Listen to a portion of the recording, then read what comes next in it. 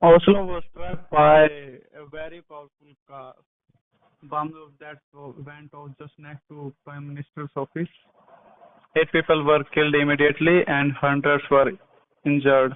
Panic struck Norwegians trying to figure out why they have been attacked, why they have been added to long list of cities that have been attacked by Islamic jihadists.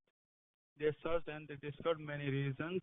They found that Norway has been contributing to troops to the NATO war effect.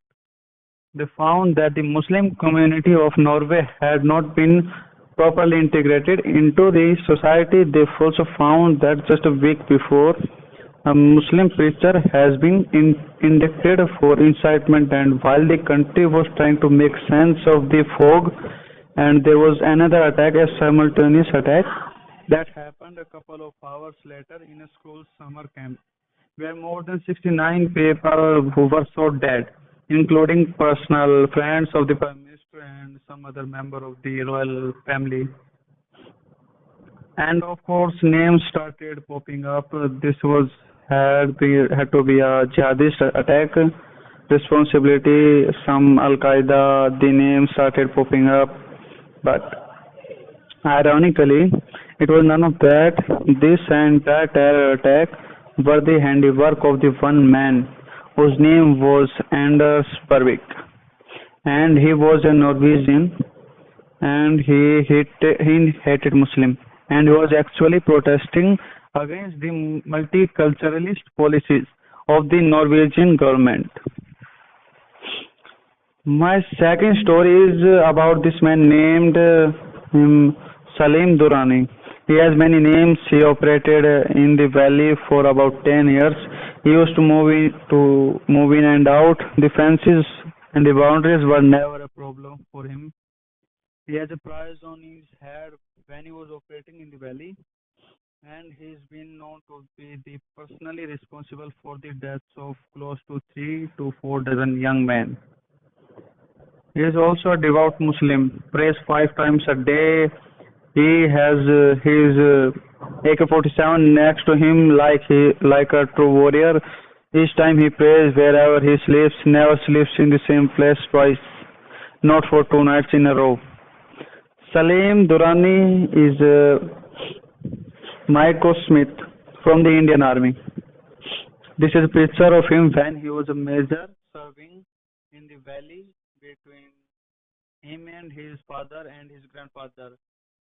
3 generations, they have contributed 8 uniformed services officers into the Indian Armed Forces, and between them, they hold 6 gallantry awards and 2 commendation cards. The young lad that you see sitting on the left is Salim's son, who is now planning to join the Indian Military Academy and continue the family tradition for the fourth generation of service to this country. Now, when I told you these two stories, your mind instantly left to a conclusion that was wrong. You thought of Salim Durrani when I began as a terrorist, AK-47 Ali, and your mind jumped to a conclusion which was wrong. We do that very often. We take information that is coming from Mr. Types, and why do we do that? Because we are bad people and we are bad people. Turns out we would do it because we are just people. And our brain is just evolving over millions of years of evolution, and it's incapable of dealing with all these hundreds of inputs come from every second. So our mind filters this input into some sort of patterns and jump to a conclusions. Let me give that to with a few examples. For instance, until I say the sentence to you, you are unaware of the feeling of your touch of your thighs on your seat and touch of your arm on your armrest, or the faint hum of the air conditioner in the room. But the moment I say these sentences, those information were out there in your brain and your mind collect this information. Until then, those sensations were being filtered out by your brain. And that's the way our mind works at the time. And it takes pieces of data and quickly comes to a conclusion. Let's show that to you whether with a new example. Let's suppose example you have a racket and a ball together cost 110 rupees. The racket cost 100 rupees more than the ball. Racket cost 100 rupees more than the ball. What is the price of the ball? Now all of us who thought it as 10 just witnessed our in which our brain takes information and jump to the wrong conclusion. The answer is 5. The price of the ball is 5. The price of the racket is 105. That is why the racket is why 100 times more than the ball. But you heard 110, 100 and you jumped to a wrong conclusion that the price of the ball is was probably 10. Now the second feature of our way of stereotypical thinking, we usually think of the worst case scenario. That is why Salim Durrani is a terrorist and not among the thousands of Muslim officers and soldiers who serve in the Indian Armed Forces. And why do we do that? Why do we always gravitate toward the worst case scenario? And the answer for that is also a human evolution of the brain. Now suppose we back into the history and there were two tribes. There were one tribe, second tribe, one tribe, one consist of brave, fearless warriors, and they see a mammoth and they say, I want to take on this mammoth by myself. They come to a chasm and they run and jump to the and get across. They see a bright red food and said bye to it, forget the conclusion. And tribe two said, they saw mammoth, they say, I can't take on this mammoth, my son and I need to go some more people. Or they came to a chasm, they decided to walk all the way down and build a bridge and they saw this bright fruit but said no, I will stick to my boring banana. Whose descendant do you think we are from? Tribe 1 or tribe 2? Tribe 2 because tribe 1 didn't have descendants, they died. So two elements, we jump to judgment and judgment are usually our worst case scenarios. And the third is problem is with this wrong judgment, worst case scenarios, we also change physiologically. We behave biologically changes. Let me show you that with another example. How many of have you ever seen movie Black? How many of you cried during the movie? Why did you cry? Amitabh Bachchan is making tons of money. Rani Mukherjee is not blind. This is all happening in a screen. None of it is true. But we're still crying because our reptilian brain didn't realize the difference between the fact and fiction and started physiologically feeling sad, taking decisions and emotional state of mind. Now, for those of you who didn't see the movie Black or too much or didn't cry during the movie, I want you to visualize one more example. I want you to visualize that I am asking you to open your mouth. Don't open your mind, just visualize that I am asking you to open your mouth and stick out your tongue. Now, I squeeze a lemon of your tongue tip of the tongue and then juice going down. Why are you salivating? There is no lemon in my hand.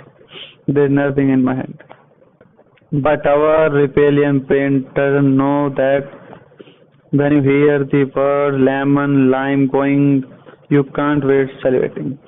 Because physiologically our body changes the way we perform, we behave, we take decisions based on wrong information.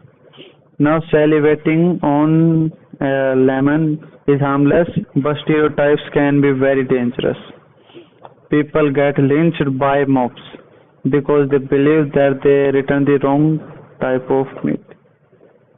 Communal right break out during the because of photos of images, WhatsApp messages. Countries go to war because they believe that another country has got masses of weapons to destruction. Countries believe that immigrants are coming for their jobs, which is incorrect information. We start looking at every stranger with suspicion, and we think that anything is different from us has to be dangerous. We start believing that anyone who is not with us is by definition against us. Against us. One of the founding principles of our country is the core value of tolerance. And tolerance, like wisdom, is the ability to hold two contrary ideas within the same mind and evaluating each one on merit before coming to a conclusion or judgment. Before this talk, I was researching on the working of the brain or a stereotype, and I found many books. But I was hard pressed to find a book that would tell me how do we deal with this. What is the framework ways which will help us and wishing us?